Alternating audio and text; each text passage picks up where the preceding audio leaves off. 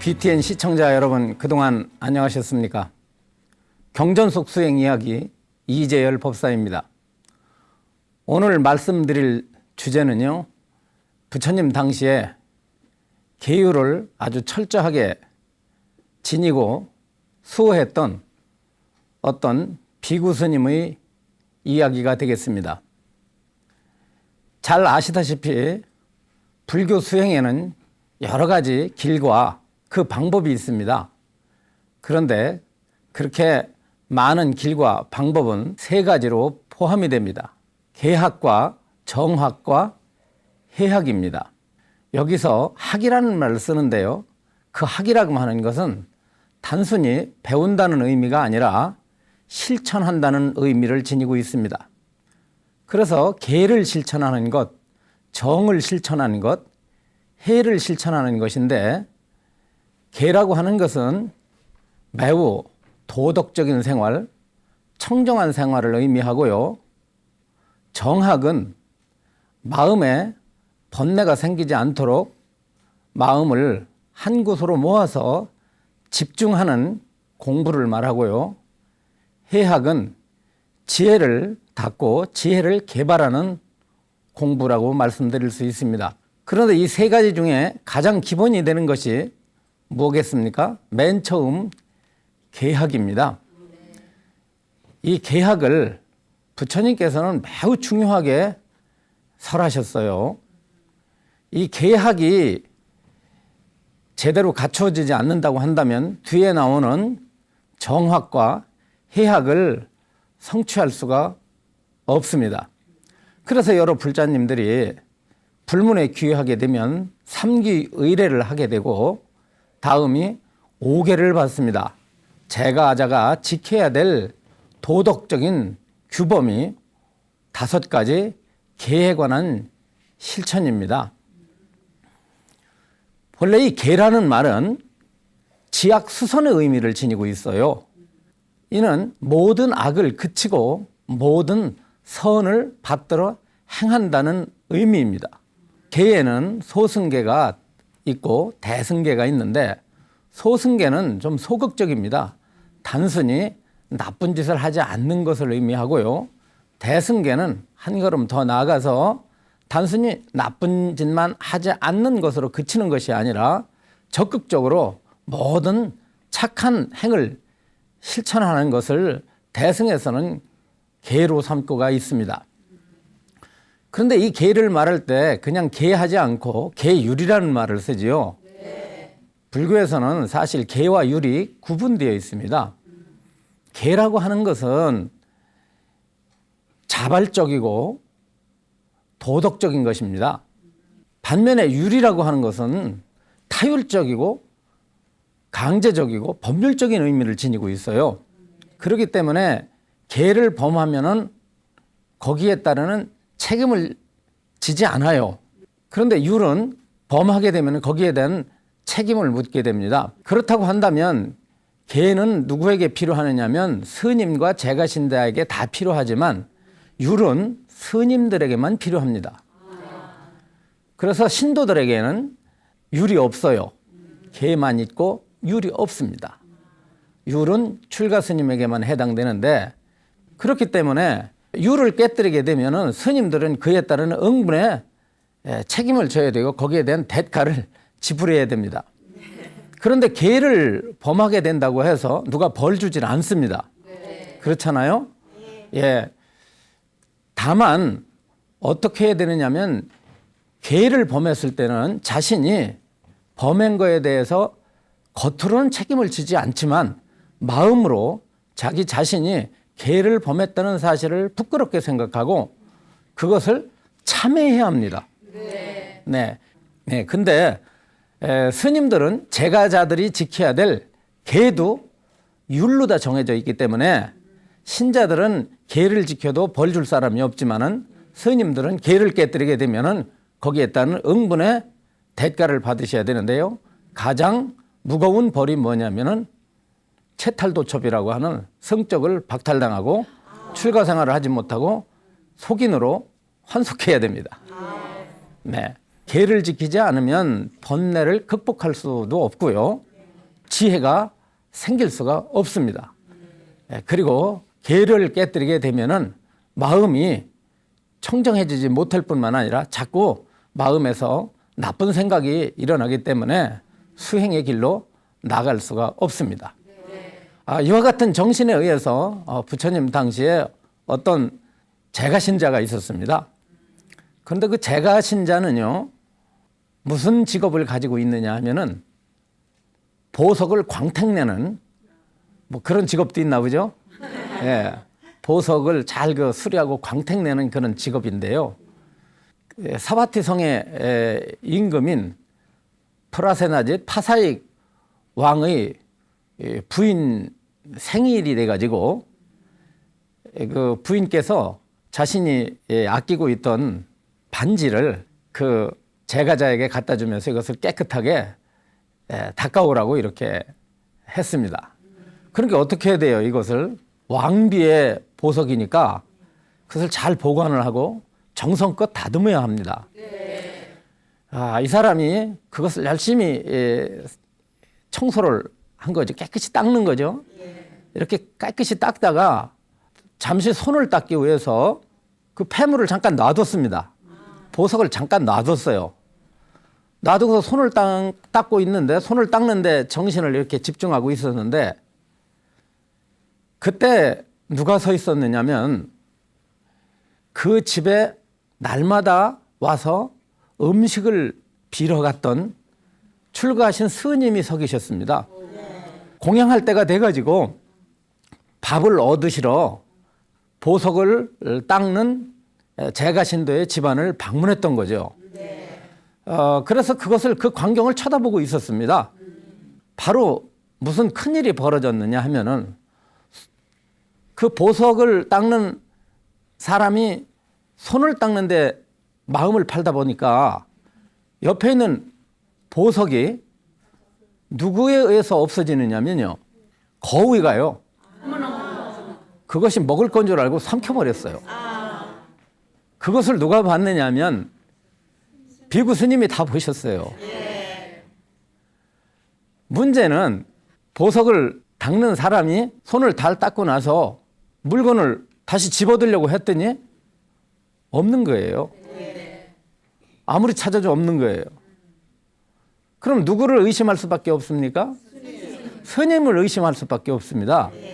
그래서 제가 신도가 스님께 말했습니다. 비구시여, 여기 방금 당신께서 보셨듯 여기 보석이 하나 놓여 있었는데 방금 없어졌습니다. 어디 갔습니까? 물어봤더니 뭐라고 대답한지 아십니까? 뭐라고 대답했을까요? 아마 여러분들은 정직하게, 스님은 정직한 분이니까 거위가 먹었다고 해야 합니다. 그런데 비구 스님은 거위가 먹었다고도 안 하고 나는 보지 못했다거나 알지 못했다고 말하지도 않았습니다. 그렇다고 묻는 말에 대해서 침묵을 지키지도 않았습니다. 그럼 뭐라고 대답했을까요? 이렇게 대답합니다. 나는 말할 수 없어. 그랬더니 아니, 알고 있으면서 말할 수 없다는 것이 말이 됩니까? 그러지 말고 어디 있는지 말해 주십시오. 저는 이것을 잊어버리면 큰일이 납니다. 죽음을 당할 수도 있습니다. 그러니 저를 곤란하게 하시지 말고 어디 있는지 바르게 말해 주십시오. 그랬더니 거룩한 제가자여, 저는 말할 수가 없습니다. 또 이랬습니다. 화가 나겠어요, 안 나겠어요? 그 주인이 화가 났습니다. 화가 나면서 욕을 했습니다. 나쁜 놈. 알면서 말을 안 한다는 것이 말이 되느냐.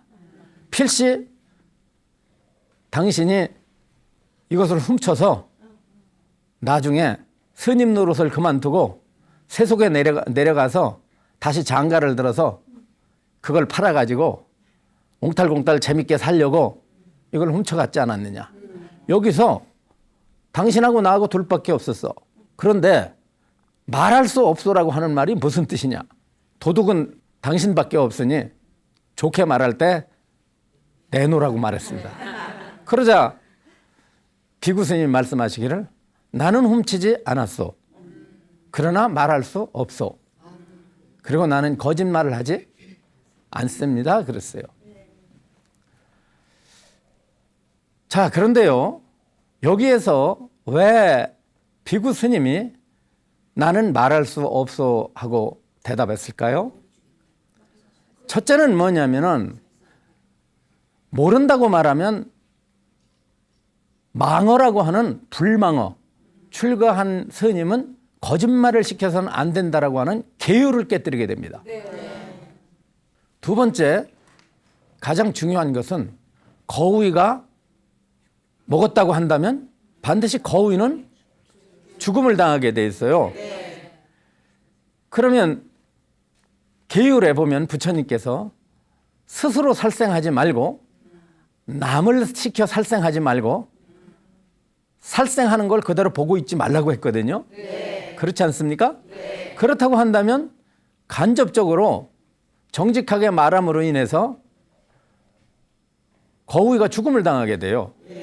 살생을 하는 거죠. 살생을 하지 않도록 비구 스님은 나는 말할 수 없어 이렇게 대답한 것입니다. 요즘 사람들이 생각하면요, 뭐 거위 한 마리가 뭐 이렇게 대단해서 그냥 바르게 말을 하면 자신도 누명을 벗고 그 주인도 나라로부터 그렇게 곤혹한 일을 당하지 않을 텐데 뭐 거위 한 마리 가지고 그렇게까지 복잡하게 그렇게 바른 대로 대답을 하지 않느냐 이렇게 생각을 할 수가 있었습니다만 부처님 당시에 비구 스님들 제가자들은 그 믿음이 대단히 견고했고요. 예. 흔히 말하는 이렇게 부처님이 설하신 가르침이나 이 교법에 대해서 의심한다거나 머리 돌리는 일이 없었습니다. 네. 그만큼 직심이에요. 그러니까 부처님께서 살생하지 말라 그러면 안 했어요. 네. 그 계율을 지켜라 그러면 계율을 지켜라 그러면 계율을 지켰어요. 그런데 요즘은 계율을 지키고 율을 지키기가 대단히 힘듭니다. 네, 힘들죠. 아무튼 그 우리가 어리석다라고 생각할 만큼 그 스님께서는 끝내 말을 하지 않게 됐습니다. 그러자 화가 단단히 났죠, 주인이. 이래가지고 뭐라고 하느냐면 평생 동안 날마다 내가 당신에게 부처님의 거룩한 제자에게 수행을 잘하라고 그렇게 늘 공양을 올렸고 갖가지로 공경을 했건만 나한테 겨우 할 수 있는 일이 이것뿐이냐 그러면서 너무나 된 마음으로 배신감이 들고 분한 생각이 들고 이래가지고 너는 맞아야 정신을 차리고 맞아야 그 보석을 내놓을 거라고 생각해서 너무 분해서요 나무에다 거꾸로 매달아 놓고 몽둥이로 때렸습니다. 몽둥이로 때렸는데 한참 때리다 보니까 얼굴을 잘못 맞아가지고 얼굴에서 피가 났어요. 피가 났는데 코피가 났습니다. 코피가 쭉쭉 주룩주룩 코피가 나는데 또 무슨 일이 생겼느냐면 보석을 삼킨 거위가요. 그 떨어지는 그 코피가 먹을거리인 줄 알고 나무 밑으로 달려오니까 주인이 화가 나가지고요. 발키르다가 왜 거위 새끼까지 와가지고 이렇게 사람의 마음을 분통을 저질르냐 해서 발로다가 냅대 거위를 갖다 후려쳤습니다. 그러니까 거위가 분한 사람이 발길질을 하니까 거위가 좀 잘 죽겠어요? 죽었죠. 거위가 죽었습니다.